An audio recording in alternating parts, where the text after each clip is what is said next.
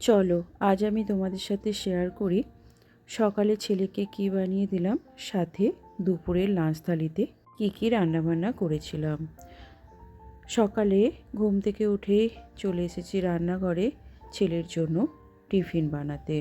ও কালকেই বলেছিল সুজি দিয়ে উপমা খাবে, তাই চলে এলাম উপমা বানাতে। সমস্ত সবজিগুলোকে প্রথমে সুন্দর করে একটু ভেজে নিলাম। সুজিটাকে তো আগেই নেড়ে রেখেছি, তারপর সুজিটা দিয়ে জল ছড়িয়ে ছড়িয়ে আমি উপমাটা বানিয়ে নেব।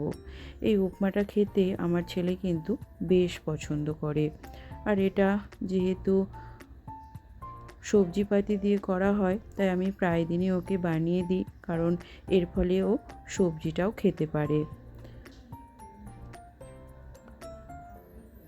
এদিকে উপমাটাও আমার হয়ে গেছে। ছেলেকে সুন্দর করে আমি টিফিনটা গুছিয়ে দেবো। আজকে দুপুরে রান্নাবান্না করেছিলাম,